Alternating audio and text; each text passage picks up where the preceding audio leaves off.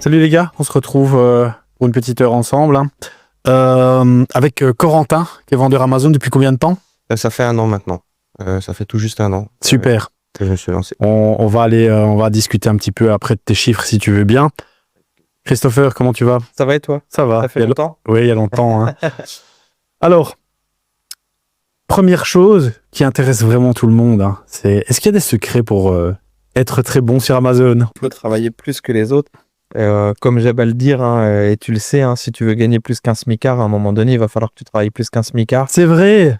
Donc, il faut travailler beaucoup plus. Il n'y a pas de secret là-dessus. Ne pas travailler et gagner de l'argent, c'est pas possible. Ça marche que sur les réseaux sociaux. Il n'y a que sur Instagram que tu vois des mecs qui font rien et qui gagnent leur vie. Tu casses le rêve, on vient de perdre tous les auditeurs. Bon, ben voilà, c'est la fin. Voilà, fin du podcast. Bonne journée à tous. Donc, il faut travailler pour gagner de l'argent.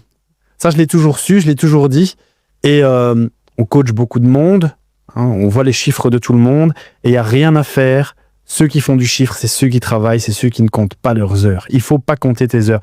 Quand je me suis lancé sur Amazon, c'est exactement ce que j'ai fait. Je ne comptais pas mes heures, j'étais obsédé. Et ceux qui me suivent, ceux qui nous suivent le savent. Je crois dur comme fer en la loi de l'attraction, on l'appelle comme on veut.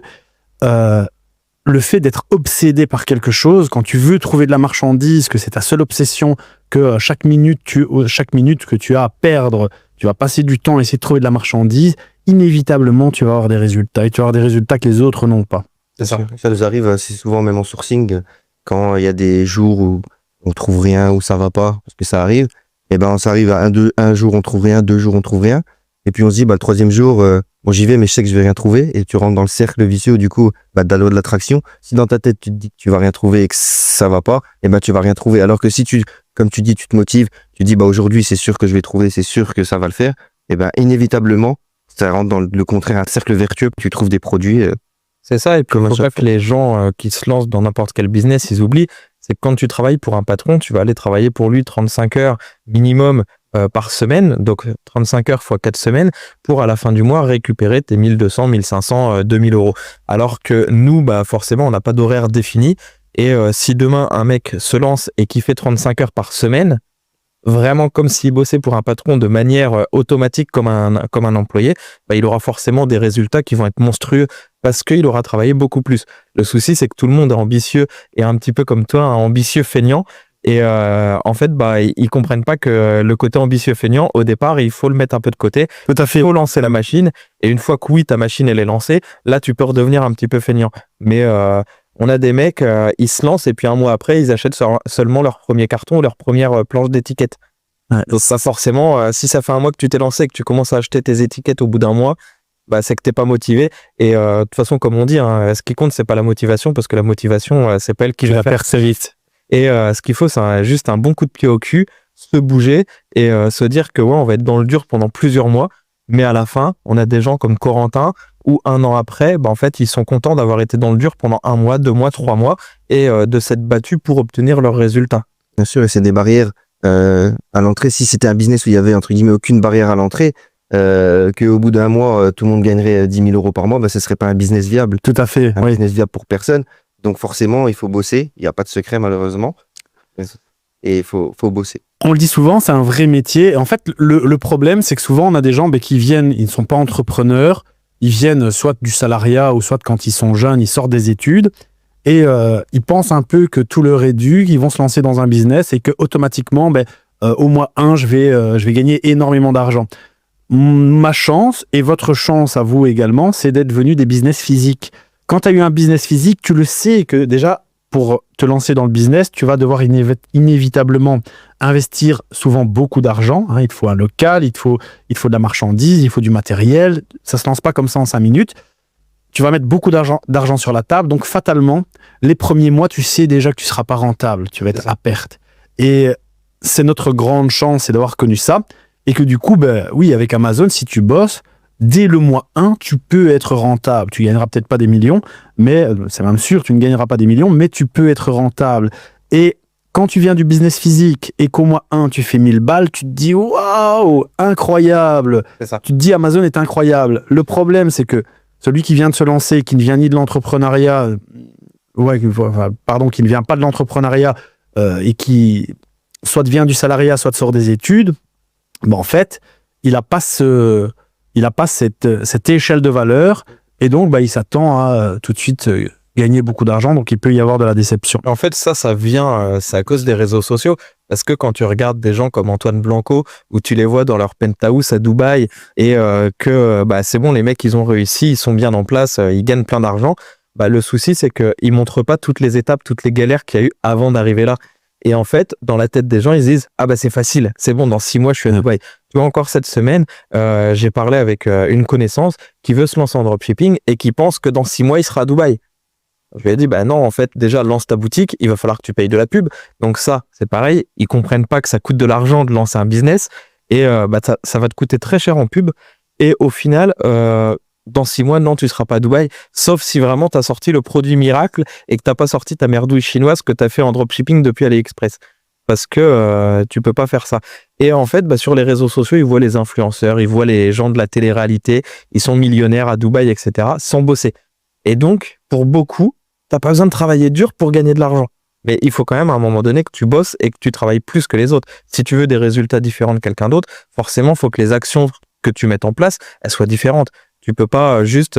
moi, c'est ce que j'aime bien expliquer des fois à des copains quand je parle de gens que je connais qui foutent rien.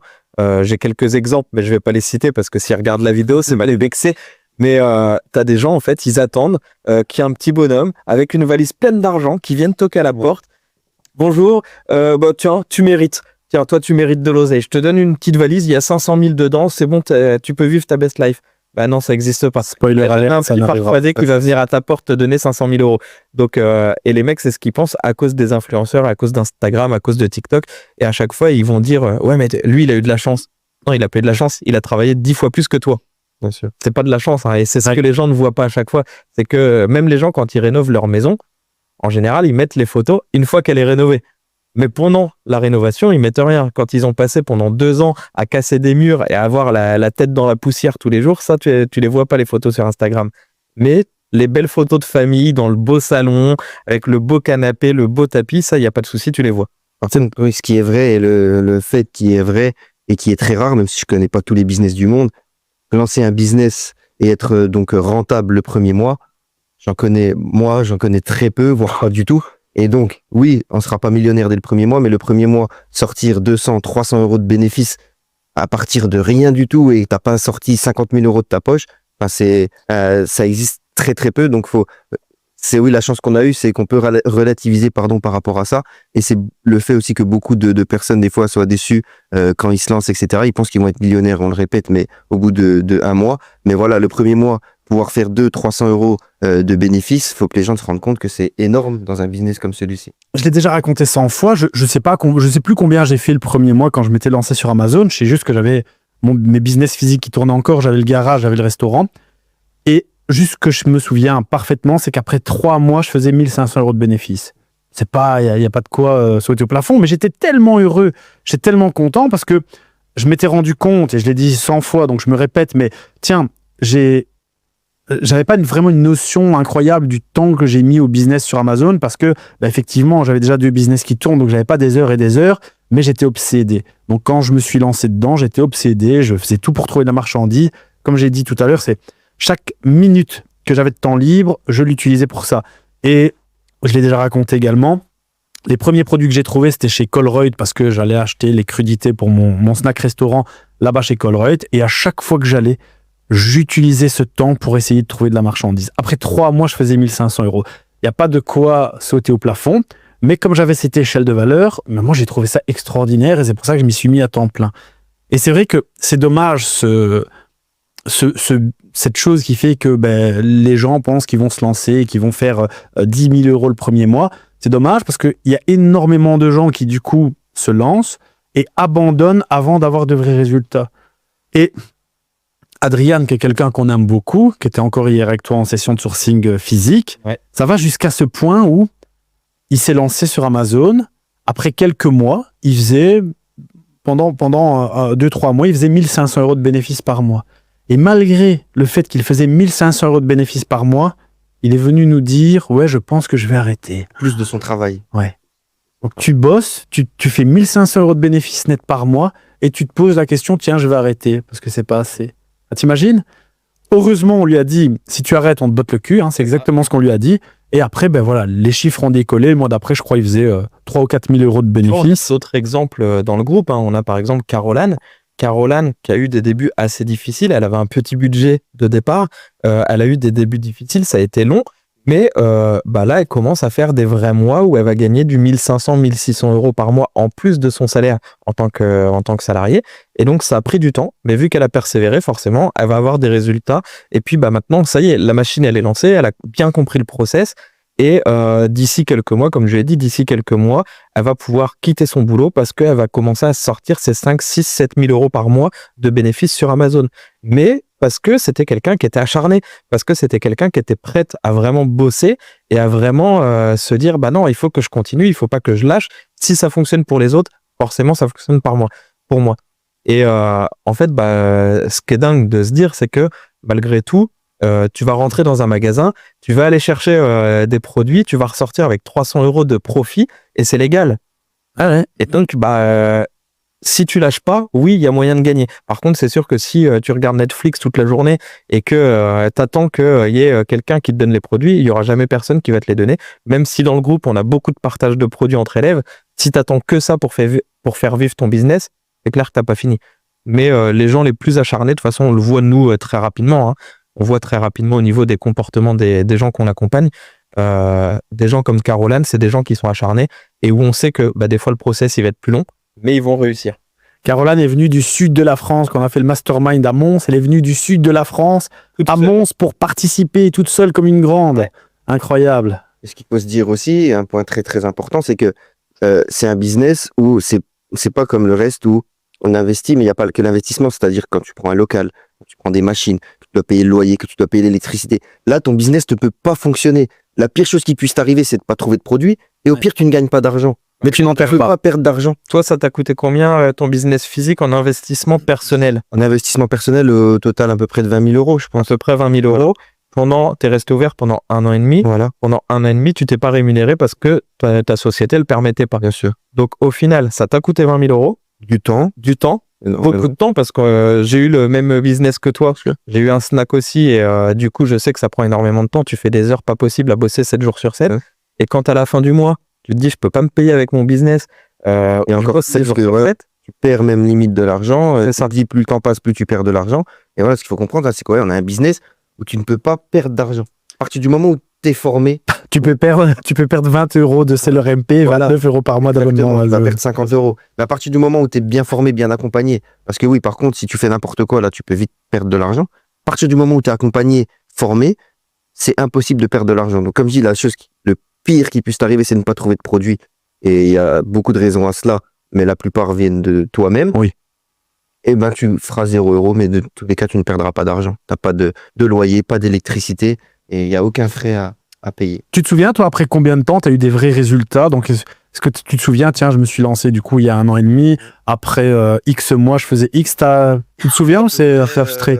À peu près au bout de 6 mois, 6-8 mois, où j'ai commencé à avoir des vrais résultats, donc à passer au-delà des 1 500 euros de bénéfices. Et après, j'ai eu un vrai bond au bout du 7 ou 8e mois. En fait, voilà, c'était vraiment entre guillemets calme au début, donc 300 euros de bénéfices, 500, 300, je stagnais un petit peu. Je suis monté à 1500, donc pour moi 1500 ça commence à être des vrais résultats. Oui, et après voilà, par contre quand ça a monté vraiment 1500, 3000, 4000. Voilà, et actuellement on est plus aux alentours de entre 5 et 7000 en travaillant pas 35 heures par semaine. Mais tu vois, je fais, on dirait le mec qui gagne pas d'argent, mais ouais. Moi j'ai les pieds sur terre et on le dit constamment, putain, un ingénieur en France, le salaire médian, c'est 3300 euros. Hein, tu fais 10 ans d'études, tu vas aller toucher 3300 euros de salaire d'ingénieur et c'est incroyable. Tu es dans le top, je ne sais combien de pourcents des Français. Et puis, en plus, Corentin, on parle souvent avec lui, on sait que lui, c'est pareil, il est un peu comme nous, il est un peu feignant. Et c'est sûr que oui, il ne travaille pas 35 heures pour avoir ses 5 ou 7 000 euros. Et en fait, c'est exactement ça. C'est que si tu ne te bouges pas pour avoir une vie différente et pouvoir, à un moment donné, au bout d'1 an, te dire je me sors entre 5 et 7 000 euros par mois en bossant 2 ou 4 heures par jour. On a des élèves qui sont déconnectés dans le groupe, qui sont un petit peu déconnectés de la réalité parce qu'ils ont eu des mois où ils ont gagné 8, 10 000 euros et le mois d'après, ils gagnent que 6 000 et ils vont nous dire, oh, je suis en faillite. Non, t'as quand même gagné 6 000. Moi, j'ai eu une faillite avec mon restaurant. Quand j'ai eu ma faillite, c'était pas la même faillite. Hein. C'était pas 6 000. Je gagnais pas 6 000 par mois quand j'étais en faillite. Hein. Je gagnais 0 et je venais de perdre 20 000 balles. Donc, moi, j'ai perdu 18 000 euros. Mon associé, il a perdu 18 000 euros dans l'histoire. On a perdu, pareil, comme Corentin, on a perdu plus d'1 an de notre vie où on bossait 7 sur 7 pendant 1 an. Donc, ouais, on s'était dit, peut-être qu'on va travailler dur, ça va payer.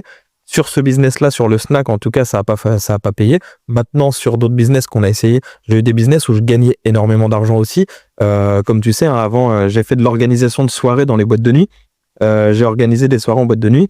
Je prenais, quand je facturais une boîte de nuit, on facturait la soirée en boîte de nuit 16 000 euros. Et on arrivait à en facturer une le vendredi et une le samedi. On était 4 associés et on avait 5 salariés. Les 5 salariés, ils étaient payés 200 euros par nuit. Donc, tu fais le calcul.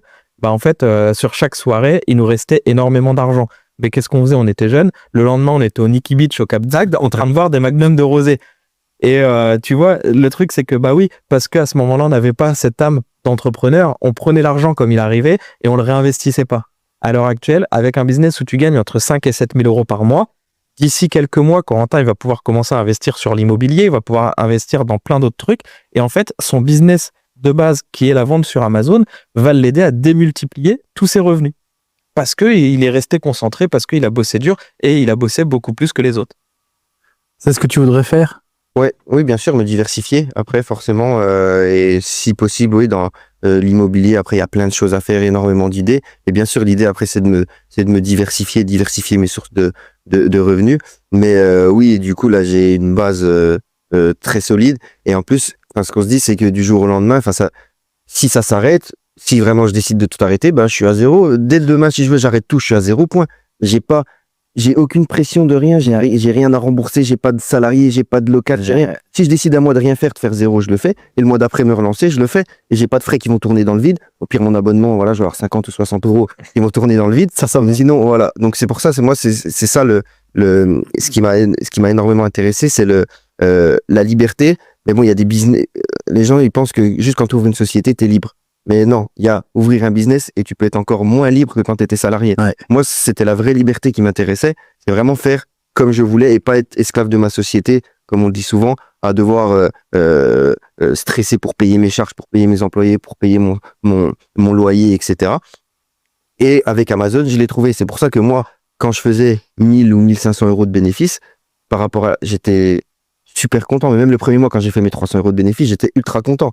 Parce que je me suis dit, même si ça s'arrête là, à 1000, 1500 euros, parce que je bossais, je me dis, bon, si j'arrive pas à me développer plus que ça, bah, au pire, je fais 1500 euros, et puis à côté, je vais travailler, je fais un petit travail à mi-temps à 8, 900 ou 1000 euros, je gagne mes 2000, 2500 euros sans forcer. Donc c'est pour ça que j'étais ultra satisfait. C'est ce que je dis souvent, et c'est le même sujet, hein, c'est que les gens sont décorrélés de la réalité. C'est dommage, c'est vraiment dommage, parce que c'est eux qui sont malheureux au final. C'est que on oublie que 1000 euros, même 5 ou 800 euros en plus par mois, pour la majorité des gens, ça change leur vie. Hein. Les gens comptent leurs pièces. Enfin, il y a des gens qui comptent leurs pièces à la fin du mois, quoi. Ouais, c'est ça. Et tu vois, en gros, ce qui est dingue, c'est que quand tu nous regardes tous les trois, on est 3 profils différents et pourtant on fait le même business et pourtant on arrive à faire du business ensemble. Et en fait, comme je dis très souvent aux gens qu'on accompagne, c'est que le succès, il n'est pas du tout lié à ton intelligence. Parce que ça va être lié. En fait, le succès, il n'est pas lié à ton intelligence, il est lié à toi, le boulot que tu es prêt à mettre. Et on voit qu'on a des mecs qui sont, entre guillemets, comme j'aime bien le dire, cons comme leurs pieds, mais qui arrivent à te sortir des chiffres de 5 000, 8 000, 10 000 euros par mois, alors que à l'école, ils étaient un peu mauvais élèves. Et en fait, c'est ça qui est assez dingue dans tous les business. Hein. Il n'y a pas que l'arbitrage Amazon à ce niveau-là. Tu peux faire plein de business différents où c'est pas ton intelligence qui va faire ce que tu vas gagner. C'est toute la rage que tu es prêt à mettre dans ton business. Et franchement, on en connaît des mecs qui font des gros chiffres et qui n'ont pas été à l'école comme nous, quoi. Ah ouais, ça. Il y a une question qui me vient ainsi. Quand tu t'es lancé dans l'arbitrage sur Amazon, en fait, t'as pensé à plein d'autres business, t'as regardé un petit peu tout ce qui se passait. Comment ton choix il s'est passé Oui, j'ai regardé, comme tout le monde, énormément de business en ligne. Je les connais tous de nom, Voilà, on a tous envie de faire ça, mais à chaque fois, je me dis, ouais, mais si je fais ça, il y a ça. Si je fais ça, bon, je trouvais toujours un petit défaut. Et quand je suis tombé, oui, sur l'arbitrage, j'ai trouvé le concept incroyable. Je me suis dit, ok, en fait, j'ai juste à y aller. Je vais aller scanner mes produits en magasin. Et au pire, ça marche pas. J'ai pas perdu d'argent. Ouais. J'ai perdu 50 € mon abonnement. Encore, j'aime bien le répéter. Donc, je dis, c'est que du plus. Et comme je dis, enfin, je voyais des gens qui faisaient des chiffres 15 000 € par mois, 20 000 € par mois. Donc, je me suis dit, grâce à ça, en fait, moi, j'ai pas réfléchi en mode, ah bah, du coup, je vais faire ces chiffres-là. Mais je me suis dit, s'il y a des gens qui sont capables de faire ça, comme je dis, moi, si j'arrive à me faire mes 800 ou 1000 € de profit net tous les mois, bah, c'est vraiment un truc comme ça, moi, que je cherchais, en fait. Je cherchais à avoir une source de revenus à 5, 800, 1000 € net. Et je me dis, comme ça, après, si je fais autre chose à côté, si je vais travailler, et ben, j'ai ça en plus et je vis vraiment beaucoup mieux que ce que j'espérais. Donc, c'est pour ça que mon choix s'est porté sur l'arbitrage, sur le fait, du coup, de l'investissement de base qui est quasi nul et du fait du potentiel et que, voilà, il est possible de se faire 5, 800 €. Je pense que ça, c'est un secret. Que tu vois, le fait de ne pas t'attendre à, ouais, tiens, moi, je vais faire 50 000 € par mois, t'attendre à peu, bah, du coup, en fait, le peu, tu l'obtiens très vite parce que ça, on va faire 500 ou 1000 € sur Amazon, il n'y a rien de plus simple, donc ça, il n'y a rien de compliqué. Donc, bah, tu es content, tu es motivé et ça te permet de faire beaucoup plus. Moi, quand je me suis lancé, encore une fois, j'avais mes business physiques, j'attendais rien spécifiquement. Je me suis dit, tiens, je vais mettre du plus, hein, on va rajouter une activité à mon panel d'activités et du coup, je vais rajouter de l'argent à de l'argent. Donc, même chose, j'attendais pas quelque chose d'extraordinaire. Et c'est ce qui fait que quand j'ai fait 1500 € au bout du 3e mois, je me suis dit, waouh, incroyable! Tu sais, comme si j'étais le plus riche du monde. Toi, Chris, quand tu t'es lancé, tu te souviens si tu t'attendais à de la folie ou... Moi, quand je me suis lancé, vu que j'étais en liquidation, c'était beaucoup...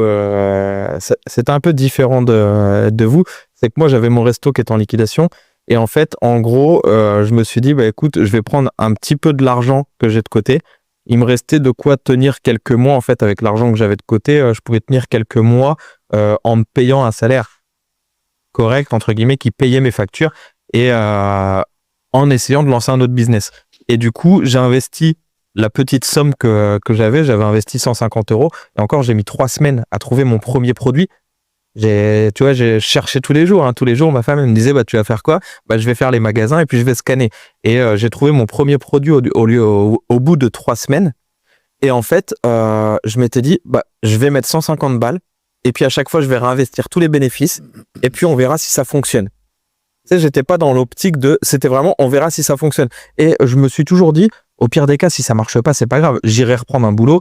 À la base, je suis issu de la restauration. J'ai jamais eu de mal à trouver un travail. Je savais que j'aurais retrouvé un travail assez facilement dans la restauration. Tu as des annonces pour des responsables de restaurants ou pour des serveurs. T'en as 800 000 sur ma ville. Et donc, je me suis dit, bah, je verrai. Je vais voir ce que ça donne. Mais après, tu vois, le souci des gens qui veulent gagner 50 000 € par mois, on va pas se mentir, c'est les vendeurs de formation. Qu'est-ce qu'ils vendent? Ils vendent leurs résultats à eux. Ouais. Et donc, quand tu vois un mec qui te le dit pas, mais ça fait 8 ans ou 10 ans qu'il est vendeur sur Amazon ou 5 ans et que le mec, il fait 300 000 € de chiffre d'affaires par mois, bah oui, mais ça fait 5 ans ou 6 ans ou 10 ans. C'est pas depuis hier. Et en fait, ils leur vendent juste ça. C'est une des raisons pour lesquelles pendant longtemps, je n'ai jamais montré de chiffres, pendant très longtemps, et que je n'aime pas en montrer parce qu'encore une fois, c'est pas représentatif de ce que tu vas faire. Je fais 30-35 000 € de bénéfices par mois, mais ça fait 7 ans que je le fais.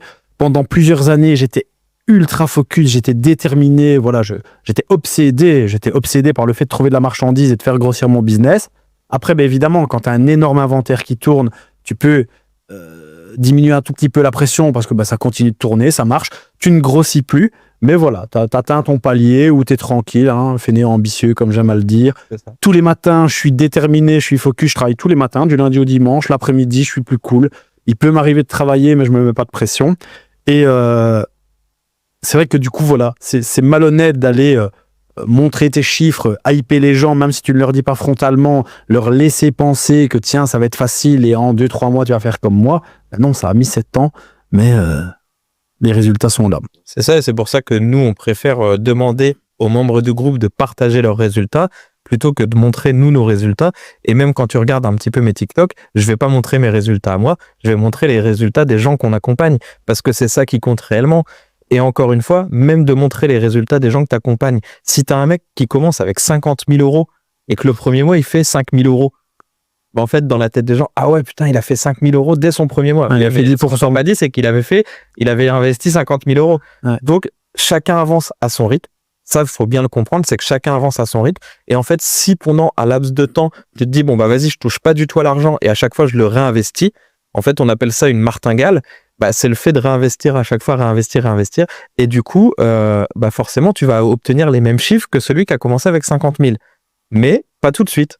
Ça va prendre du temps. Et c'est ça qui est un peu dur à faire comprendre aux gens, c'est qu'ils se disent, bah, c'est bon, je commence avec 1 000 euros, le mois prochain, je fais 20 000 de bénéfice. Non. Ah non. C'est ça que j'aime bien dire, moi, c'est par rapport aux résultats des gens. C'est pas le prendre, parce qu'il y en a beaucoup qui le prennent comme waouh, faut que je fasse exactement la même chose, lui il fait ça, etc. En fait, il faut prendre le résultat des gens comme une source entre guillemets de motivation, et de se dire, bah attends, si lui il arrive à faire ça, moi je dois être capable de le faire et de bosser pour y arriver. Mais de se dire, voilà, d'être capable de prendre le recul nécessaire quand tu vois des chiffres, de se dire, ben voilà, pas tout le monde, comme Chris le dit, je le répète, mais pas tout le monde part avec le même capital, pas tout le monde part avec le même budget. Et moi, c'est ce qui m'a énormément aidé, c'est la communauté. Donc là, il y a l'accompagnement, forcément, qui m'a aidé sur tout. Mais la communauté aussi, je trouve que c'est ultra important parce que des fois, quand tu as des coups où, voilà, au début, bah, comme tout le monde, moi, au début, je gagnais 300, 500. Bon, j'étais content, mais je voyais des résultats, des gens qui s'étaient lancés en même temps que moi. Un gars, qui s'était lancé en même temps que moi, je voyais qu'il faisait déjà 4 ou 5 fois plus. Bah, ça m'avait démotivé quelques fois. Et 1 ou 2 fois, ça m'avait démotivé. Et en fait, je me suis dit, je me suis servi de ça pour dire, si lui, il s'est lancé en même temps que moi, j'ai pas d'excuse. Je suis obligé d'y arriver. Et du coup, se servir de la communauté, je trouve aussi que c'est ultra important. C'est pour ça que faire partie, donc il y a de l'accompagnement qui est obligatoire, on le répète sans cesse, l'accompagnement. Sans ça, au bout d'un an, je serais toujours à mes 500 euros de profit. Mais en plus de l'accompagnement, c'est la communauté. Et nous, on a une communauté. Je suis vraiment très, très content d'en faire partie. Parce que, mis à part voilà, le partage de produits, etc., même moi, j'ai jamais compté là-dessus, mais c'est forcément que du plus. Bien sûr. C'est vraiment le partage. C'est, voilà, quand ça va pas, il y a forcément quelqu'un qui a vécu la même situation que toi. Et puis, dans 2 mois, ce sera toi qui réconfortera un autre. Et donc, c'est pour ça que bien utiliser la communauté et bien s'appuyer dessus, c'est ultra important. Et ça permet aussi de sortir de sa zone de confort. Tu vois, hier avec Corentin, on a fait une session de sourcing avec des membres. J'allais y venir. Et on avait par exemple Teddy qui s'est lancé il y a quelques semaines seulement. Et lui, il est pas très à l'aise à aller en magasin. Et donc, il est venu pour voir un petit peu comment ça se passe le sourcing en magasin parce que sur son secteur, il n'a pas forcément énormément de contacts. Donc nous, on va pouvoir le mettre déjà en contact avec des gens de la communauté sur son secteur si des fois ils veulent aller faire un petit peu de sourcing ensemble. Mais c'est surtout qu'il a pu voir comment les autres travaillent et comment nous on travaille. Et au final, sur la journée, je sais plus, on est à combien? On est à 1 500 euros ou 1 000 euros de dépensés par les membres. Le retour sur investissement moyen, il est minimum de 50%. On a eu des élèves qui nous ont trouvé des produits à 200%, on a eu du 300%, mais on va dire qu'en moyenne, on va être entre 50 et 100%. Donc, il y a eu 2 000 euros de dépensés. Et ce qu'on a essayé de leur expliquer et de leur faire comprendre, et ça, par contre, les membres qu'on a, cœur sur vous, parce que clairement, ils comprennent le principe de ce business-là, et c'est pour ça que c'est des membres qu'on sélectionne et qu'on accompagne, c'est qu'ils ont compris que, oui, s'ils étaient venus tout seuls, ils auraient acheté. Une seule personne aurait dépensé 2 000 euros pour gagner entre 1 500 et 2 000 euros sur la journée. Et donc, ce que tu expliques, c'est si tu fais ça aujourd'hui sur une zone commerciale dans un département, le lendemain, tu fais le département d'à côté, tu refais pareil dans une autre zone commerciale. Le surlendemain, tu fais un autre. Et en fait, tu te fais comme ça un petit tour de département autour de toi où tu es à chaque fois à moins de 2 heures de route. Et tu fais un business de dingue. Et qu'on ne voit jamais tout. Je suis certain aujourd'hui, vous pouvez retourner dans les mêmes magasins, refouiller, vous allez retrouver de l'autre marchandise. C'est sûr. À chaque fois, moi, ça m'arrive, je vais, je sourds, je trouve, je me dis, bon, le lendemain, je retourne, je retrouve de la marchandise que je n'avais pas vue la veille, quoi. Et par contre, quelque chose de très intéressant que tu m'as dit tout à l'heure en off, cette session de sourcing, vous l'avez faite dans la région, dans la zone d'une élève, qui avait fait les mêmes magasins. Et qui n'avait rien trouvé. Et vous retournez ensemble et là, vous trouvez 1 500 à 2 000 euros. Et en fait, on voit que au départ, les personnes, quand ils commencent, ils vont tous aller scanner les mêmes produits. Ils vont aller scanner les Playmobil, les Lego, les Oral-B, les Gillette. Ils scannent exactement tous les mêmes produits. C'est d'ailleurs pour ça qu'Amazon a restreint l'ajout des produits sur certaines marques comme Oral-B, où au départ, il fallait fournir une facture mentionnant 10 unités. Et maintenant, il faut qu'elle mentionne 100 unités pour pouvoir débloquer la marque. Et en en fait, si tu scannes exactement comme tout le monde, à un moment donné, tu vas avoir les mêmes résultats que tout le monde. Et vous allez tous aller dans les mêmes magasins, parce que malgré tout, la France, elle fait pas la taille du monde entier. Hein. Et à un moment donné, forcément, tu as des concurrents qui vont passer avant toi. Ils vont avoir déjà pris toutes les Oral-B. Qu'est-ce que tu fais s'il n'y a plus d'Oral-B? Il va falloir que tu trouves autre chose. Et donc, là, on a pu trouver plein de produits qu'elle aurait jamais scannés. Et au final, qui étaient hyper rentables. On a trouvé des produits où il n'y a même plus de concurrence. Donc, c'est-à-dire que ça vendait à des quantités folles. On a trouvé un produit qui vendait à des quantités folles. Et il n'y a plus de concurrence. Donc, forcément, il n'y a plus de vente. Ouais. Évidemment. Mais dès que tu vas te remettre, toi, 200 ou 300 fois par mois, à l'époque, ça va forcément revendre. Ouais. Donc on a trouvé des beaux produits et elle a pu voir que sur son secteur, à 5 minutes de chez elle en voiture, il y avait des produits hyper rentables. Et c'est là que l'accompagnement là fait vraiment la différence. C'est que hier, on a dépensé environ 2000 € pour la totalité des élèves. Mais quelqu'un hier qui n'est pas accompagné, parce que plusieurs fois, on a eu, mais attends, ce produit-là, je l'ai scanné, moi, quand je suis venu la semaine dernière. Il n'y a rien qui va. Pourquoi vous l'avez pris? Et du coup, là, la différence fait qu'avec l'accompagnement, on a pu expliquer, etc. Donc, une personne pas accompagnée, hier, elle dépense peut-être 300 ou 400 €. Mais la différence avec l'accompagnement, c'est que là, il y avait de tout. Et c'est pas uniquement, on scanne des fiches qui vendent 500 fois par mois où on a 100% de ROI. C'est pas ça tous les jours. Il y a beaucoup plus de choses et il faut creuser beaucoup plus. Alors que ce que vous avez pu réexpliquer, donc quand vous dites, ce produit, on l'a pris pour X et Y raison, on l'explique dans les vidéos, on l'explique dans la formation.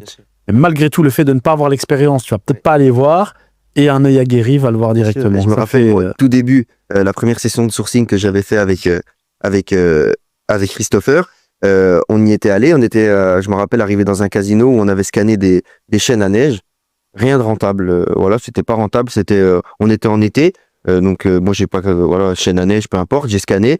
Et puis pas rentable, donc on allait partir et c'est là que l'expérience a fait la différence. C'est Christopher nous a dit revenez ici, on va regarder, on est quand là? On est en été, d'accord, donc regardez en hiver comment ça se passe un peu sur les ventes. Et au final, on a analysé correctement, on a vidé le rayon complet de chez la neige, on était 5, on a rempli les caddies complets pour 500-600 € chacun, et parce qu'on a on est arrivé en hiver 1 ou 2 mois après, mes chaînes à neige elles sont parties même avant l'hiver. Mais c'est ça en fait, et le pire c'est que ce produit-là, moi j'en avais vendu l'hiver d'avant et je les avais payés 20 € pièce. Et là, ils étaient en déstockage à 7 € pièce. Parce que en plein été, forcément, il n'y a personne qui va acheter des chaînes à neige en France. En fait, ce que je leur ai expliqué, c'est que nous, on a de la chance quand même avec Amazon, c'est qu'on vend dans l'Europe entière. Donc des piscines en septembre, des produits pour piscine, ça se vend encore en Espagne, au Portugal et en Italie. Et inversement, c'est que très rapidement dans les pays nordiques comme la Suède, très rapidement, il y a de la neige. Donc, dès octobre-novembre, ils commencent déjà à acheter leur chaîne à neige.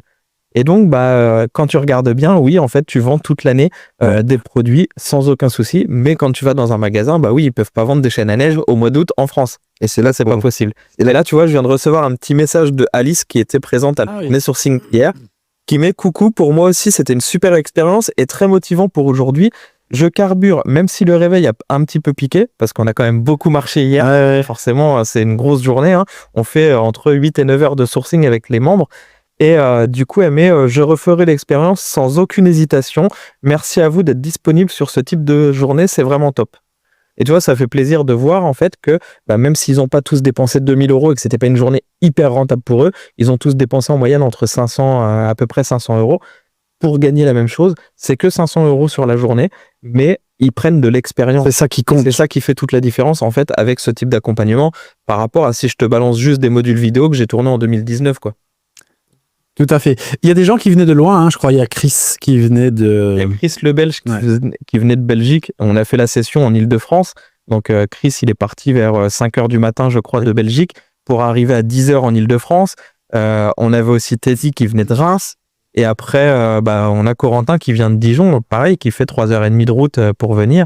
Et quand on les fait venir en région Ile-de-France, il y a quand même un intérêt, c'est que si demain, on va à 5 sur le secteur de Corentin à Dijon, en fait, on va venir taper son secteur à lui et on va venir lui éclater un petit peu son secteur. Parce que si tu arrives à 5 personnes qui a 2000 € sur le compte en banque, clairement, une petite ville comme Dijon va vite faire le tour.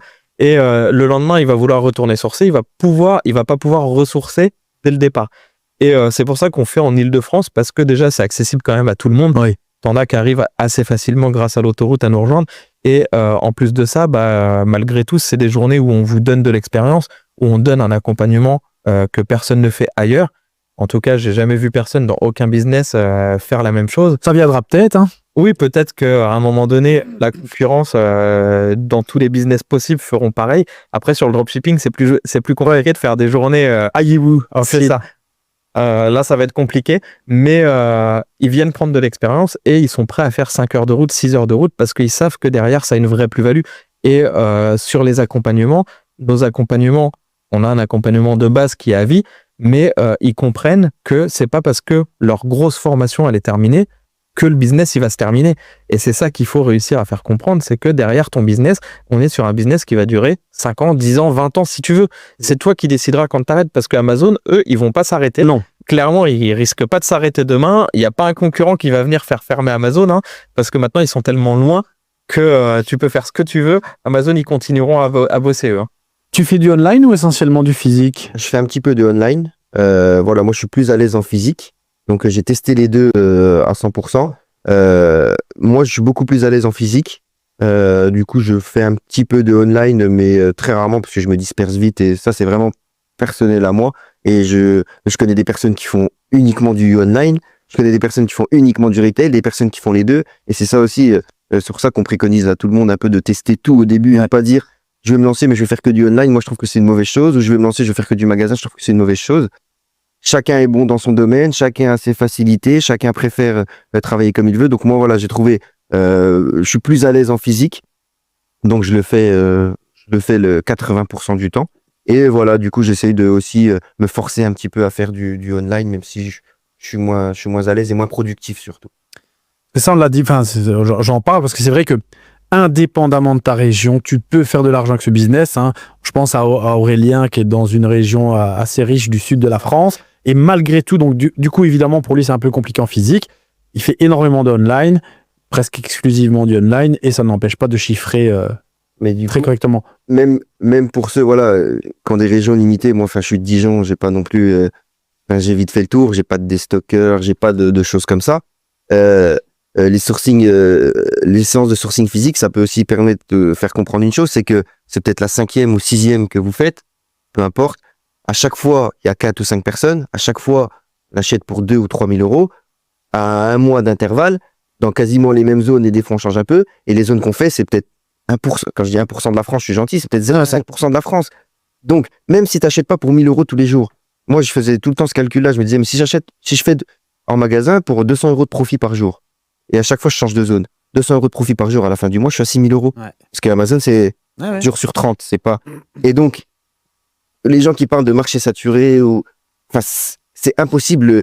Déjà, le marché se renouvelle tout le temps, tous les jours, des nouvelles références. Nous-mêmes, on apporte de nouvelles références parce qu'il y a aussi ça qui arrive après. C'est que nous, maintenant, on apporte aussi nos nouvelles références parce que avec l'expérience, on sait ça, ce produit-là, je sais que c'est pas le bon prix. Là, au prix qu'il est vendu, je sais qu'il est vraiment pas cher. Je peux le lancer sur Amazon. Donc, il y a ça aussi. Il y a énormément de possibilités. Et sans parler de faire 50, 60 000 euros par mois. Au début, avant de me lancer, quand je voulais faire 1000, 1500 euros, je me disais, bon, ça sera déjà bien. Puis au final, quand tu fais 2 ou 3 000 euros, tu te dis, oui, mais en fait, c'est rien. 2 3 000 euros, tu n'as rien fait sur Amazon. C'est ça. Et puis 2 3 000 et même 5 6 000, tu n'as rien fait sur Amazon. Et tu arrives à trouver des produits partout. Moi, je sais que à l'époque, j'aimais bien regarder un petit peu ce que les vendeurs Amazon faisaient sur les réseaux sociaux. Et il y a un vendeur que j'aime bien, Brice, que tout le monde connaît hein, dans le business. Brice, c'est une institution. Et en fait, moi, j'avais vu une fois, il avait mis une vidéo. Il était dans un magasin qui s'appelait Max Plus. La chaîne a fermé, mais il était dans un magasin Max Plus à Limoges. Et en fait, tu te dis à Limoges, mais qui va se dire qu'à Limoges, il va y avoir des produits rentables? Et en fait, tu vois qu'il prend carrément le rayon. Dans la vidéo, il prend le chariot du rayon. Tu sais, c'est des gros chariots en métal. Et en fait, il prend le chariot et puis il va à la caisse avec le chariot parce que tout le rayon était rentable. Et donc, tu te dis, bah, le mec, il a été à Limoges. Je sais plus d'où il est, Brice, mais il a été à Limoges et il s'est fait des couilles en or avec un magasin un peu pourri de style Nose, Stockomanie, etc. En allant dans une région où jamais tu te serais dit, oui, dans cette région-là, je vais gagner énormément d'argent. Et très souvent, si tu regardes, on a plein de gens qui nous disent, oui, mais moi, j'habite pas en région parisienne. Mais il n'y a pas des magasins qu'en région parisienne. Et c'est pour ça que sur la dernière journée sourcing que j'avais fait hors de la région parisienne. J'avais fait exprès de faire venir des Parisiens en région orléanaise, donc ils étaient venus sur Orléans pour leur montrer qu'il n'y a pas qu'à Paris qu'on peut gagner de l'argent, que même sur une petite ville, on peut gagner de l'argent. Et là, c'était pareil, je crois qu'il y avait, ils étaient 4 ou 5 avec moi, et chacun avait dépensé plus de 800 €. Donc, tu vois, en fait, tu peux vraiment, dans toutes les villes, gagner de l'argent. Moi, très souvent, je parle d'un magasin que j'aime bien. Il y a le magasin Maxilo. En région parisienne, tu as énormément de vendeurs qui vont aller dans ces magasins-là. Et en fait, il y en a un petit qui est à Cahors. Donc, dans une ville où jamais personne, il y a 20 000 habitants à Cahors. Hein. Et puis, Cahors, tu es en bas de la montagne, donc tu es entre les montagnes, donc il n'y a jamais personne qui va là-bas. Et à chaque fois que je vais voir des amis sur Cahors, en fait, je vais au Maxilo et je remplis à chaque fois la voiture parce qu'il y a 0 concurrent. Donc, forcément, si tu sors un petit peu des grosses zones et que tu sors de l'Île-de-France où, bah, forcément, il y a plus de monde, hein. Et demain, tu te dis, tiens, bah, à Paris, t'ouvres un bar juste qui vend des kiwis, tu auras des clients parce que tu as des fans de kiwis à Paris. Alors que tu vas dans une ville à Cahors ouvrir un bar à kiwi, ça va jamais marcher. Et donc, bah, ils ont un magasin Maxilo à Cahors. C'est un petit magasin, mais à chaque fois, je repars, j'ai la voiture qui est pleine et ça rembourse largement le week-end que je viens passer pour voir mes amis. Tu vois, c'est ce que j'allais dire, c'est un business merveilleux où tu peux aller passer un week-end avec madame tranquillement et revenir et avoir gagné de l'argent. Et ça, c'est beau. Il suffit de, comme on le dit tout le temps, même si j'aime pas ce mot, c'est bullshit, sortir de sa zone de confort, avoir un tout petit peu de jugeote et tu peux faire des choses extraordinaires. Ça. Et puis ta liberté, elle commence en fait quand tu commences à gagner de l'argent en allant au resto. Ouais. C'est que tu sais que pendant que tu es en train de manger au resto et de dépenser de l'argent, bah c'est pas grave parce que tu regardes ton application Sellerboard et tu dis ah bah c'est bon, j'ai gagné 100 balles pendant le resto, je suis rentable. Et en fait, ce qui fait souvent le déclic chez les gens, on le voit beaucoup, c'est que bon, au début, quand tu te lances, tu vas juste sourcer. Tu vas faire du sourcing, tu vas trouver, au début, tu vas galérer, donc tu vas pas trouver de produit. Tu te lances 1 semaine, 2 semaines. Si au bout de 2 semaines, tu trouves ton premier produit, tu l'envoies au bout de la 2e semaine, il arrive la 3e semaine, c'est quand tu commences à vendre, là que le déclic, il apparaît pour la plupart des personnes. C'est que le début est compliqué de trouver les produits, mais en fait, quand tu comprends que dès que tu as trouvé les produits, que quand t'envoies et que tu vas te coucher, que tu te réveilles le matin, que ton produit est vendu, que tu n'as rien mieux à faire et que tu vois ton profit, tu te dis, bah, aujourd'hui, j'ai gagné 30 €, donc comme 30 € de profit en restant chez moi. Ouais. C'est quand tu comprends ça, que tu as ce déclic, que tu te dis, là, maintenant, il faut y aller. Et pour ceux, on en revient à pour ceux qui habitent hors de Paris, hors des grandes zones, faut prendre ça plus pour un avantage que un inconvénient. Ouais, c'est vrai. Parce que, comme il dit, c'est dans les plus petits villages, dans des magasins un peu perdus, où je trouve des fois des affaires incroyables. Et je pense à Guillaume qui est à la montagne, lui, je pense, hein, et il fait de l'argent. Hein. Et je crois que le premier magasin, il est à 40 minutes de chez lui. Et donc, bah, lui, il fait que du online. Il est en 100% online. Et au final, il arrive à gagner ses sous et il est très content de son business. Et tu vois, c'est ça en fait, c'est que bah, il faut trouver des solutions. On a par exemple des membres, encore hier on parlait avec une membre qui nous disait qu'elle voulait déménager au Maroc d'ici quelques mois ou quelques années en fonction de comment ça allait se passer son business. Et l'avantage de ce business, c'est que bah oui, tu peux le gérer depuis n'importe où parce que tu peux utiliser des centres de préparation et travailler uniquement en online. Et donc ça, tu peux le faire depuis n'importe où. Tout comme on a proposé, nous, à nos élèves, de faire la même chose aux États-Unis, d'utiliser des centres de préparation aux États-Unis et d'aller sourcer sur le meilleur marché du monde. Parce qu'il y aura jamais autant de commandes sur Amazon.fr que sur Amazon.com. T'as fait tes premiers achats aux US, t'as fait tes premiers envois, je crois que ça te plaît. Hein. Ouais. J'ai fait mes premières ventes et en fait, quand tu vois ton premier... j'ai reçu ma première notification ce matin, tu vois, de Revolut, qui mettait vous avez reçu un paiement de Amazon.com avec le paiement en dollars. Et en fait, tu te dis, c'est quand même dingue que moi, je suis en France, je suis dans ma petite ville et j'arrive à vendre aux États-Unis des produits. Et ça, c'est juste dingue en fait. Ouais. Moi, j'ai vraiment de plus en plus switché le business uniquement aux US parce que facilité, parce que voilà, t'es plus vite rentable, parce qu'il n'y a pas 21% de TVA, parce que le fait d'utiliser des centres de préparation, bon, après, il y en a un avec lequel on travaille, je trouve qu'ils sont exceptionnels, ils vont très vite, ça coûte pas cher, donc ça te procure tellement de liberté. Comme je l'ai dit, moi je viens du business physique et je voulais tout, sauf recommencer les mêmes choses, les mêmes travers, avoir des gros entrepôts, des employés, tout ça, non merci. Et c'est vraiment un business qui te rend libre. Et une des choses aussi qui m'a poussé à me lancer, c'est qu'en fait, malgré tout, même quand tu fais un business physique, tu fais ton business plan, t'étudies un peu toutes les possibilités. Là, en fait, ce qui m'a plu, c'est que tu te bases sur de la data solide et fiable à 100%. Il n'y a pas de peut-être, il n'y a pas de... Tu te bases sur de la data fiable et qu'en fait, du coup, on en revient, tu peux pas te louper, mais tu n'as pas de business plan à monter, c'est de la data fiable. Tu sais que quand tu vas acheter un produit, il va se vendre. Et en fait, ça, plus ça passe, plus tu as l'impression que c'est normal, tu scannes un produit, celui-là, il est rentable, je prends, mais il faut se rendre compte que c'est incroyable que grâce à une application, tu vas acheter un produit, tu sais qu'il va se vendre. On n'est pas alors que on a des déstockeurs, même juste des déstockeurs qui ont des magasins physiques, eux, quand ils achètent de la marchandise, donc ils doivent savoir qu'ils l'ont à un bon prix, ils doivent dire, bon, ce produit-là, je pense qu'il le vend, je pense qu'il se vend, je pense qu'il est demandé, mais ça, quand tu viens de te lancer, quand tu es un déstockeur indépendant, tu le sais pas, faut avoir 15 ans d'expérience. Nous, même sans expérience, et comme je dis tout le temps, les gens ils disent, oui, mais ça, je scanne pas, je connais pas. Je vends des produits, je sais pas à quoi ils servent. Et je m'en fous. Déjà, voilà, en magasin, quand je remplissais un caddie, une fois, il y a un monsieur, il me dit, qu'est-ce que c'est? Et je lui ai dit, j'en sais rien.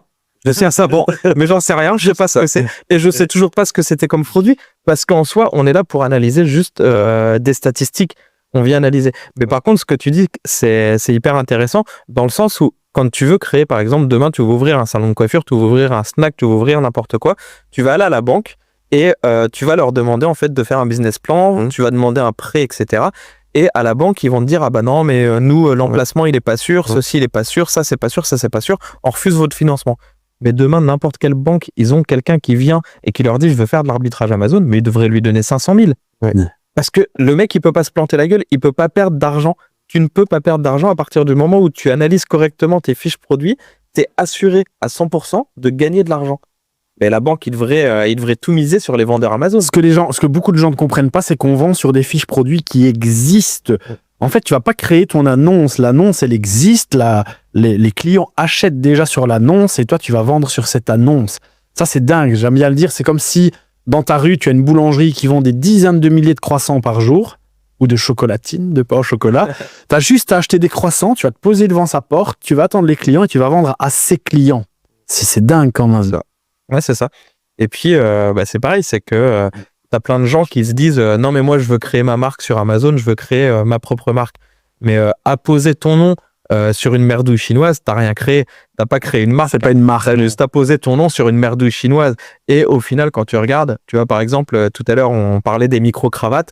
Moi, mes micro-cravates, je les ai achetées sur Amazon. Je les ai payées peut-être 14 ou 15 euros à un mec qui les avait achetées en Chine à 1,99 €. Ouais. Et je le sais, c'est OK. Mais il avait combien de concurrents? Tu tapes micro-cravate sur Amazon, sur des marques private label, comme on appelle ça, sur une marque private label, tu vas peut-être avoir 300 ou 500 vendeurs. Alors que le client qui veut un chargeur pour un iPhone, il veut un chargeur pour un iPhone. Et il va, les gens comme moi, par exemple, qui veulent pas acheter un chargeur pourri pour charger le téléphone par peur qu'il explose, je vais aller acheter la marque Apple. Si je veux acheter une brosse à dents, je vais aller acheter la marque Oral-B. Et donc, nous, on vend du Oral-B, on va vendre pas Apple parce que c'est bloqué sur Amazon, donc allez pas scanner du Apple, ça sert à rien. Mais on va vendre que des marques connues et reconnues. Si je veux une imprimante HP, je veux une imprimante HP et je veux pas une imprimante d'une marque que je connais pas. C'est toute la beauté de l'arbitrage. Et pareil, tu vois, tu as les imprimantes, par exemple, pour les vendeurs qui aiment bien Flex. On a plein de vendeurs qui aiment bien Flex et qui veulent absolument des imprimantes thermiques pour sortir leurs étiquettes au lieu de sortir des planches d'étiquettes. Par exemple, tu as des vendeurs comme moi qui préfèrent des marques qui sont connues, reconnues et qui fonctionnent, qui vont acheter la Dymo 5XL. Et à côté, tu as une marque, c'est Moonbeam, je crois, c'est une marque chinoise qui a sorti des imprimantes thermiques. Le souci, c'est que pour trouver derrière les rouleaux, c'est galère, alors que quand tu cherches un rouleau Dymo, tu le trouves direct. Et donc, le client, c'est ce qu'il vient faire. Il vient pour l'expérience client, il vient sur Amazon parce qu'il sait qu'il aura son colis le lendemain. Et à côté de ça, il vient chercher une marque qu'il connaît. Il va pas chercher tout et n'importe quoi. Et ça permet aussi d'ouvrir, ce business, il permet d'ouvrir aussi d'autres portes. C'est-à-dire qu'après, donc pas au début, mais après, plus tu avances, en fait, à force de chercher les bonnes affaires, tu vas chercher tes bonnes affaires, tu vas développer des contacts, tu vas discuter avec des gens.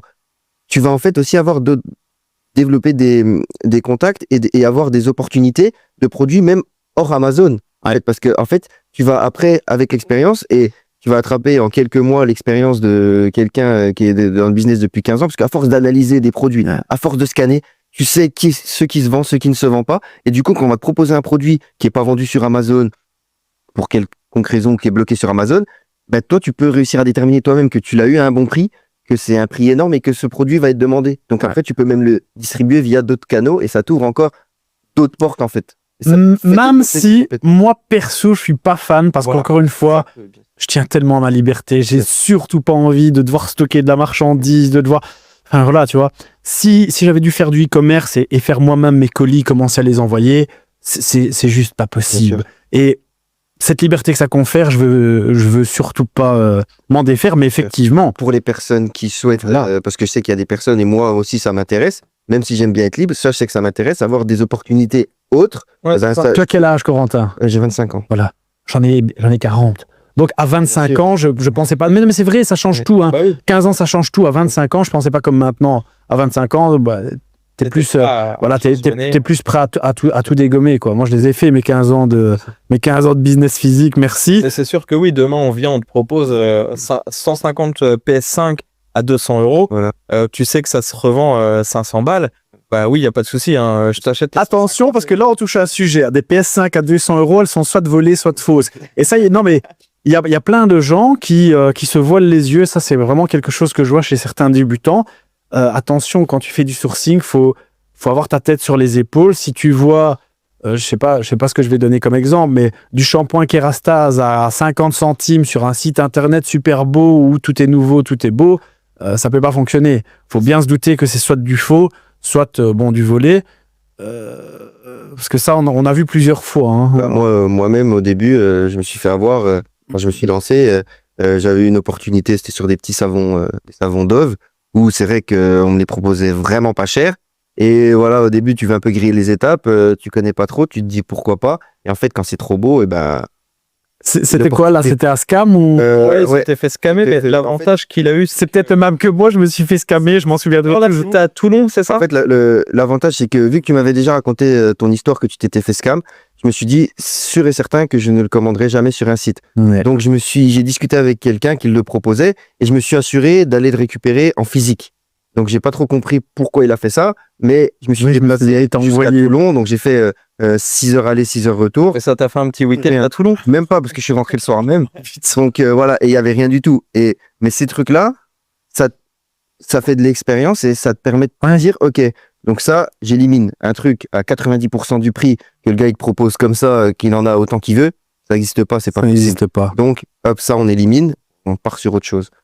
L'expérience, il n'y a rien à faire, on le dit toujours, hein, l'expérience, c'est ce qui fait toute la différence. Hein. C'est ça, et c'est souvent ce que j'explique, tu vois, quand on fait les visios avec les membres, tu as aussi cette notion de valeur perçue.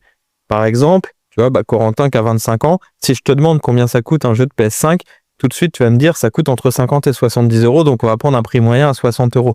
Tu sais que si tu l'achètes 10 ou 15 € chez un marchand, tu as de grandes chances qu'il soit rentable. Par contre, une crème anti-rides, et j'aime bien cet exemple-là, c'est qu'une crème anti-rides, chez Action, ça coûte 3 €. Par contre, chez Dior, elle coûte 1000 € la crème. Et donc, tu as cette notion de valeur perçue que les gens n'ont pas, où une crème anti-rides, ils savent pas réellement combien ça coûte.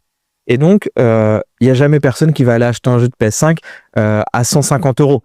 Ça n'existe pas. Par contre, une crème anti-rides que tu as acheté 5 € chez un des stockers, qu'il l'achète à 20 € sur Amazon, ça existe. Ouais. Et donc, nous, c'est là-dessus qu'on vient jouer au final. C'est vraiment sur ces côtés où il y a des produits de grosse marge. Et pareil, quand les gens ils disent « Ouais, mais ça sert à rien que j'aille chez Action parce que le mec, s'il veut, il va chez Action, il achète son produit. » Mais imaginons qu'il y a un produit qui soit très en vogue. Là, je vous annonce, le produit de cet été, chez Action, ils ont sorti un autobronzant en pchit qui est en train de faire fureur sur TikTok. Clairement, on sait qu'on va le retrouver sur Amazon. Il sera plus cher que chez Action. Et pourquoi il y a des gens qui commandent sur Amazon plutôt que chez Action? Le mec qui est au fin fond de la Corrèze, si le premier Action, il a 1 heure de route. Donc ça veut dire qu'il va devoir faire 1 heure de route aller, 1 heure de route retour pour aller acheter un autobronzant. Il va sur Amazon, il le paye peut-être 20 balles, mais ça lui coûte moins cher que l'essence et le péage qu'il aurait mis pour aller chercher son produit. Donc oui, il y a toujours des gens qui sont prêts à payer un peu plus cher un produit. La crème beauté, qu'est-ce que j'ai pu en vendre, celle d'Action, la Champ de Provence, les boîtes jaunes, elles se vendent encore à l'heure actuelle, je sais pas si c'est encore rentable. Les élixirs Elisa Jones, là, qu'est-ce qu'on a pu en vendre? On en a vendu des tonnes, et à chaque fois qu'on vient les scanner, on regarde, non, il y a toujours que 3 vendeurs sur l'affiche, les gens ils le scannent pas, alors qu'ils sont hyper rentables. Il y a 2 ans, les savons Mariette, quand ils sont sortis aussi de chez Action, 99 centimes, je vendais ça 7 ou 8 €. Je les ai vendus cher parce que j'étais un des premiers sur l'affiche. Qu'est-ce que j'ai pu en vendre aussi? Ça, c'est... incroyable. Les Pink Stuff, ça se vend encore maintenant, mais les sprays Pink Stuff, à l'époque, quand c'était sorti, c'est un des premiers produits où j'ai vraiment fait du volume extraordinaire, parce que c'était genre 3000 unités par mois. Hein, pendant un court laps de temps, ça s'est vendu à 3000 unités par mois, mais pas pendant longtemps. Donc Seller MP n'a jamais indiqué 3000 unités par mois, parce que tu sais que ça monte pas au one shot, quoi. Voilà, il y a un décalage. Et comme c'était une hype, en fait, c'est juste pendant quelques semaines, ça s'est vendu dans des quantités astronomiques. Et puis ça se vend toujours dans des quantités folles. Alors là, ça y est, ça arrive en Espagne. Hein. Pour moi qui source régulièrement en Espagne, il y a encore quelques mois, t'en trouvais pas du Pink Stuff. Et par contre, les Espagnols, ils ont TikTok comme nous, et donc ils voyaient sur les réseaux, le Pink Stuff c'est génial, le Pink Stuff c'est génial, le Pink Stuff c'est génial. Et au final, t'arrivais à le vendre en Espagne, t'achetais ça à 1,99€ chez Jiffy, chez Action, chez Stocomanie. Nous, on en avait partout. Hein. Ouais. Celui qui nous disait, je trouve pas de Pink Stuff, c'est que vraiment, il y mettait pas du sien. Et tu vendais ça 14 ou 15 € en Espagne. Donc, c'était hyper rentable, encore une fois. Et forcément, si tout le monde se jette dessus et que tout le monde commence à casser le prix, oui, ça tue l'affiche. Mais si tout le monde travaille intelligemment, tout le monde peut gagner un petit peu d'argent là-dessus. C'est ce que je les vendais, quelque chose comme 15 €. Après, la rentabilité n'était pas extraordinaire parce que c'est gros, c'est encombrant, donc il y a quand même beaucoup de frais. Mais voilà, ça me faisait du 100%, 150% de ROI à l'époque. Donc c'était chouette. Tu disais ? Et ça rejoint un peu ce que tu disais.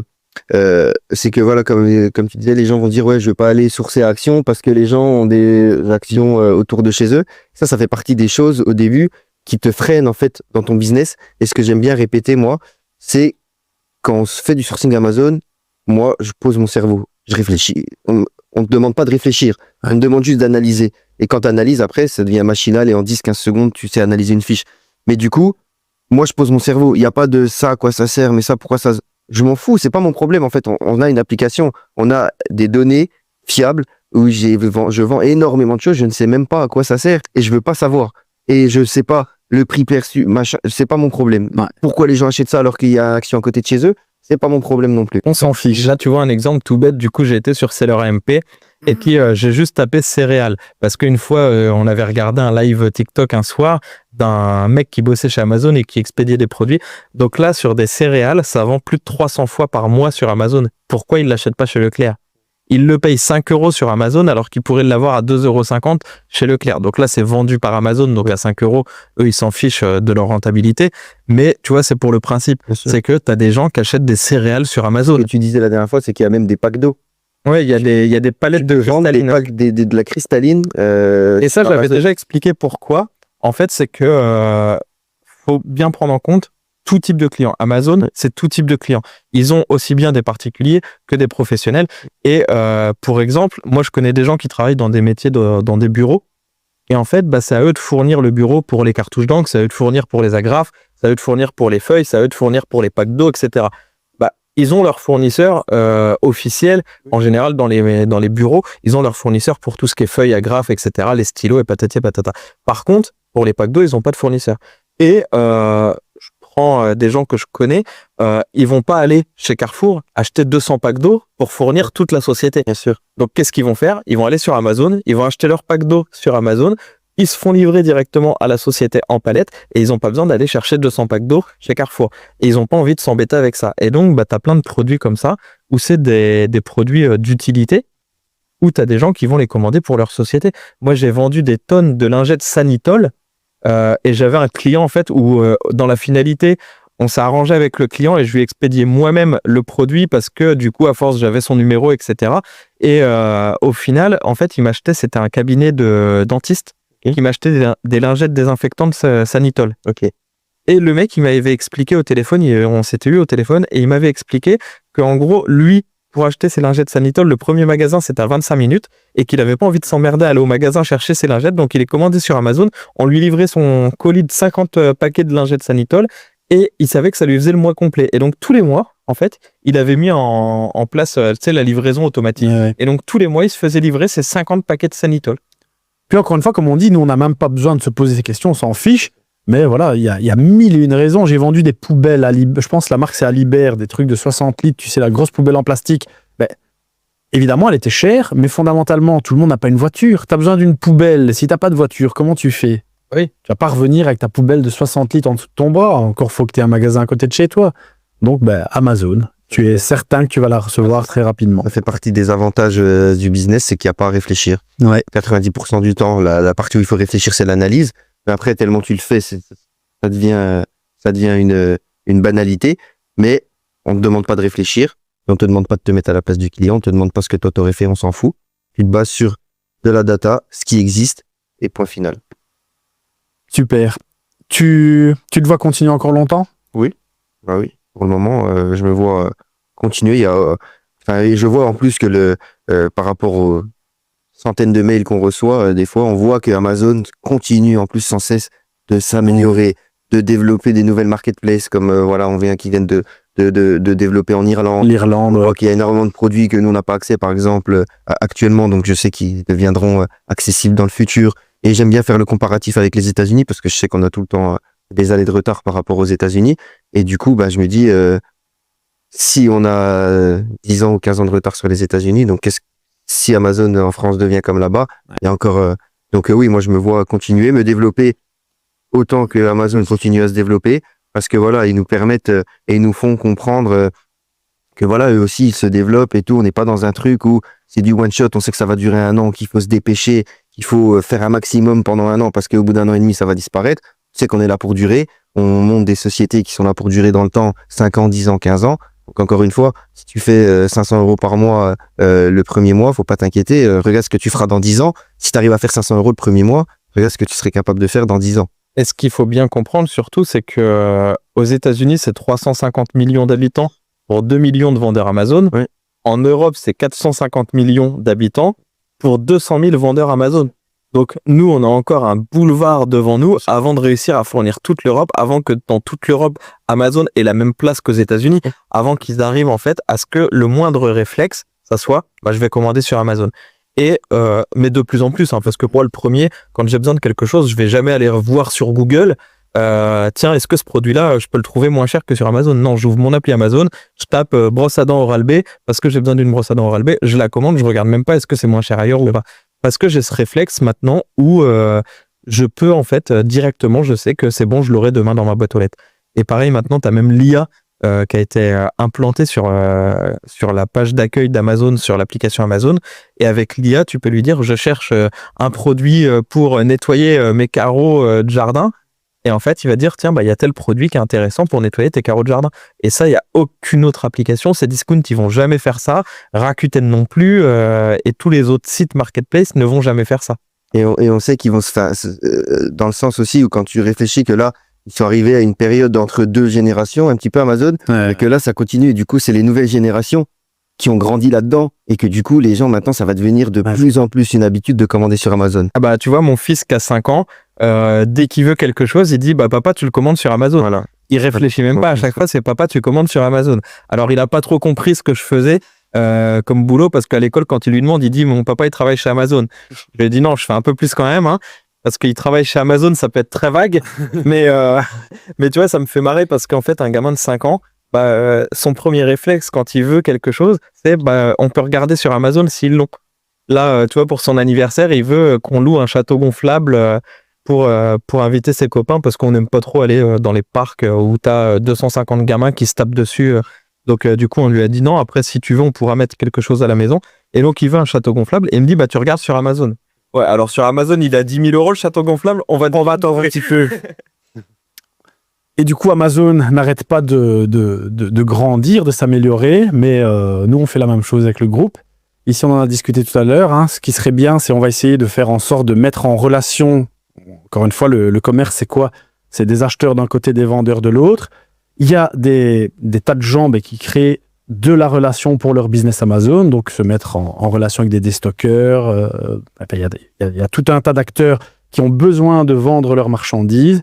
Et ce qu'on va essayer de faire, c'est de créer un groupe où on va mettre justement en relation tous ces gens qui ont de la marchandise à vendre et de l'autre côté, les vendeurs Amazon qui ont besoin d'acheter de la marchandise. C'est ça.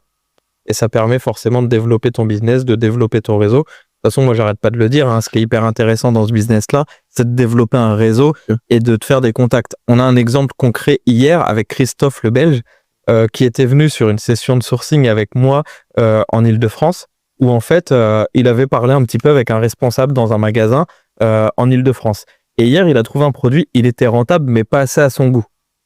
Parce qu'il est gourmand maintenant, Christophe. Ah oui. Christophe, il fait des gros chiffres et il est gourmand. Et donc, qu'est-ce qu'il a fait? Le responsable, il n'était pas là. Il lui a envoyé un petit texto. Il lui a dit, écoute, je suis actuellement chez toi. J'ai trouvé ce produit-là. Mais il lui a dit, actuellement, je suis pas rentable. Est-ce que tu penses que tu peux me faire quelque chose? Et donc, au final, le responsable, il n'était pas là. Mais vu qu'il a bien accroché avec Christophe, il lui a fait une réduction. Et Christophe était hyper rentable du coup. Incroyable. Et donc, il lui a pris tout le stock. Et donc, tu vois, ça, c'est les relations que tu as de faire. Et c'est pas des relations où on te demande pas de devenir ami avec les gens, mais juste de discuter un petit peu avec eux. Moi, je sais qu'à côté de chez moi, il y a un magasin et il y a une vendeuse avec qui, à chaque fois, je rigole, en fait. À chaque fois, on s'entend hyper bien. Et à chaque fois, ça se passe super bien avec elle. Et je sais que dès qu'elle a quelque chose qui est intéressant ou pour elle, c'est intéressant, elle va m'envoyer un petit message. Et la dernière fois, elle avait les jeux Blanc Manger Coco. Donc, le jeu Blanc Manger Coco, c'est un jeu qui est hyper connu. Ça vend 300 fois par mois. Et il l'avait à 4,99. Elle m'a appelé, elle m'a dit attention, on a des blancs manger coco, ils sont à 4,99, j'en ai 220 en stock. Est-ce que tu les veux ou pas? Et donc du coup, ils ont pas eu le temps de passer en rayon. J'ai dit oui, tu me les mets de côté, je passe dans 2 heures, je te les récupère. Et c'est les relations commerciales que tu fais qui font ton business. On coupera le passage pour ta femme au cas où elle regarderait le podcast. Tu dis que tu t'entends bien avec une vendeuse. Non, t'inquiète pas, ma femme, il n'y a pas de souci, elle est pas jalouse avec ça. Elle sait très bien que dans tous les cas, tu es obligé d'être commerçant, toi aussi. Au final, on est des commerçants. Et forcément, en fait, les gens, qu'est-ce qu'ils veulent? C'est juste des relations. Et c'est pour ça que ça se passe hyper bien. En général, moi, je sais que j'accroche bien avec les gens qui ont des magasins de déstockage. Parce qu'on parle le même langage, parce qu'on va bien s'entendre, on va discuter ensemble, on va rigoler, on va aller boire un café. Et puis au final, ça m'a permis la dernière fois d'acheter 8200 pièges à fourmis à 50 centimes. Et parce que le mec, il m'a dit, attends, je m'entendais bien avec un mec en fait du magasin. Et il me dit, attends, parce que du coup, nous, on a 9 magasins dans la région et les 9 ont reçu des palettes. Donc si tu veux, je vois avec eux, je leur envoie un message pour voir qui en a encore. Et donc, au final, j'ai fait avec mon petit 20 mètres cubes, j'ai fait les 9 magasins, un par un, à aller chercher mes produits. Et puis, à chaque fois, j'arrivais, la palette, elle était devant le magasin, elle m'attendait, je chargeais, je payais, je repartais. Je chargeais, je payais, je repartais. Et ça, c'est les relations que tu fais.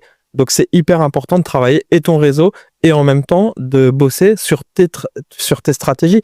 Parce que si tu n'es pas prêt à bosser sur ton propre business, c'est pas quelqu'un qui va venir bosser pour toi. Ouais. Encore hier, on a des gens, oui, mais est-ce que je peux déléguer la partie sourcing? Alors, la partie sourcing, et du coup, j'expliquais ton exemple, c'est que toi, tu as employé des gens en Angleterre pour faire le sourcing en Angleterre pour toi. Et au final, dans la finalité, qu'est-ce qu'ils ont fait? C'est qu'au bout de 6 mois, ils ont créé leur propre société. Et donc, toi, tu te retrouves à avoir formé des mecs à un métier qui, derrière, vont créer leur propre société parce qu'ils vont voir que tu peux être hyper rentable. Et donc, si tu le fais pendant 8 heures pour un patron, pourquoi tu le ferais pas pendant 8 heures pour toi? Et surtout que c'est la partie dans laquelle, donc le sourcing, c'est vraiment la partie dans laquelle l'expérience, elle va être le plus important. C'est vraiment ce qui va faire la différence. Donc tu vas former quelqu'un, il n'aura jamais ton expérience, donc il n'aura pas les mêmes résultats que toi. Et donc c'est vraiment l'endroit où il est le moins intelligent de déléguer. C'est ça. Et on l'a vu hier, l'expérience, on l'a vu hier, parce que là c'était une session sourcing où il y avait des élèves qui sont là depuis le début, d'autres moyens et d'autres qui étaient là depuis 2 semaines ou 3 semaines. Et on a vu la différence dans les magasins. Ceux qui sont là depuis plus longtemps, on les a vus se diriger directement à des endroits et on les a vus vider des rayons, là où les autres n'ont même pas eu le temps de scanner 2 ou 3 produits parce que avec l'expérience, ils savent quel produit est rentable. Ça, ils voient directement ça avec le prix affiché sur l'étiquette. Tu sais que c'est un bon prix. Ah oui. Et donc l'expérience, ça, on le répète tout le temps et les gens ne veulent pas forcément tout le temps le comprendre.